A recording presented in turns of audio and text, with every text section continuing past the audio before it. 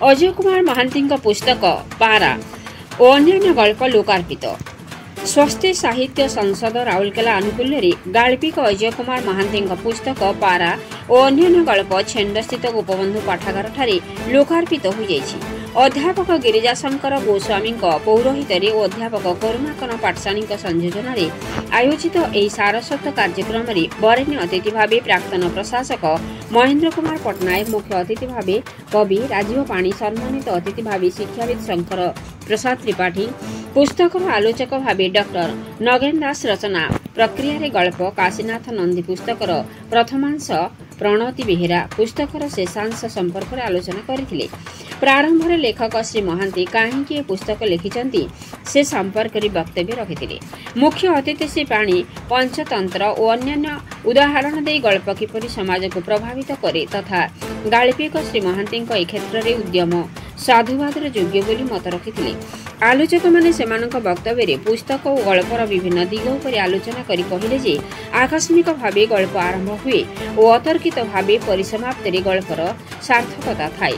वरेण्य अतिथि और सम्मानित अतिथि गाल्पिक अंतर्दाह, अनुशीलन, आत्मसमीक्षा और सामाजिक तथा नित्य प्रत्येक दिन घटुवा घटनावली को गल्पर रूप देथिबारु ताहा पाठक स्वीकृति लाभ करियो बोली मत रखिथिले। अध्यापिका चिन्मयी पौरोहित कार्यक्रम परिचालन में सहयोग करथिले। एही कार्यक्रम में सहरर बहु बुद्धिजीवी साहित्यिक कवि जोगदे कार्यक्रम को सफल कराइथिले। राउरकेला कुंज बिहार राउतଙ୍କ रिपोर्ट, मसीहा न्यूज।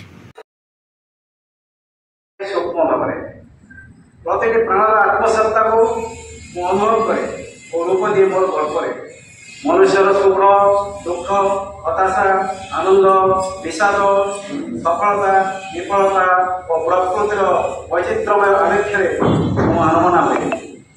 समाज में घटुवा प्रत्येक घटनावली मो मन गभीर रेखापात करे।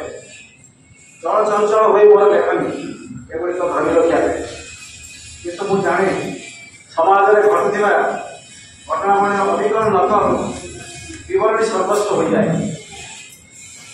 साहित्य जीवन ब्लूप्रिंट नुह, साहित्य जीवन ब्लूप्रिंट नुहे किंतु जीवन ही साहित्य आधार। साहित्यिक जीवन पाठक सर्वस्व, पाठक तार परम आत्मीय अभी कि गाल्पिक मनन राज्य प्रदक्षिण कर तार प्रिय पाठक। पाठकर पदोटी प्रेरणा लेखक को स्वर्गर नंदन एवं साप जिते प्रथम कापी छड़ाए तार जो अनुभव, माँ जिते प्रथम थर पिला को स्तन्यपान करे तार जो अनुभव सब निरा आपण मैंने जानते। पहली पारिपात जिते हुए धरतीर जो गुरु गुरु गंध से आज से पारा और अन्य गल्प भितर से रोमांच को से नूतनतार गंध को आप पारे। विभिन्न विभागीकरण विभिन्न विभाग गुड़िक सामाजिक, ऐतिहासिक, मनस्तात्विक ये समस्त भावधारा भाव ये चेतना गल्प प्रकाश पाई। तेणु आज पवित्र दिवस में मुझे गाल्पिक को आउ थे अभिनंदन एवं शुभेच्छा ज्ञापन करुच्ची। आगे आम आमर अनावरण उत्सव सहित विभिन्न आलोचक मानक आलोचना अंशग्रहण करने अनुरोध करुच्ची एवं स्वागत करुच्ची।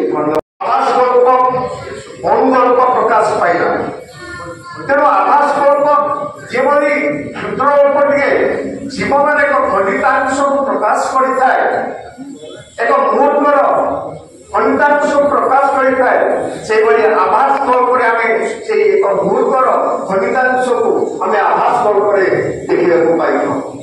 अनुगल्प कौन चरित्र नथा कि कौन कहानी नथा, एक भाव को लेकिन अनुगल्प गुड़िक सृष्टि। तेणु आज आम ओडिया साहित्य क्षुद्र एक समृद्ध साहित्य भाव में समग्र विश्व दरबार में प्रतिष्ठा कर जहाँकि गल्प को सार्थकता दे था आकस्मिक भाव में गल्पटी आरंभ हो अतर्कित भाव में परिसमाप्ति लाभ करुथिबो ताहेले ताहा एक सार्थक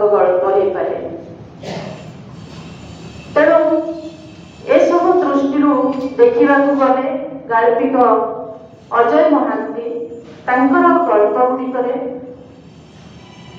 କେତେ विभिन्न प्रकार पशुपक्षी ठारू से शिक्षा लाभ करी गुरु रूपे सम्मान देथिबार कहानी अछि।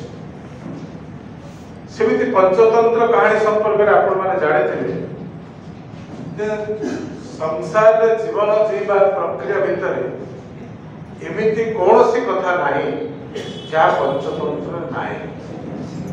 दक्षिण भारत रे महिलारूप्य नामक गोटे राज्य थिला। महिलारूप्य से प्रथम जो गप गुड़ा लिखुले लगुला गप हो ना से मो पाक आसती आती सर ये मुझे अच्छी मत कहले मैगजीन को देदेवी दे दिंतु सेटा बोधे मुझे मुझे कहे कारण मुझे गल्पर किसी तत्व जानी कि गल्पर गठन शैली जानी।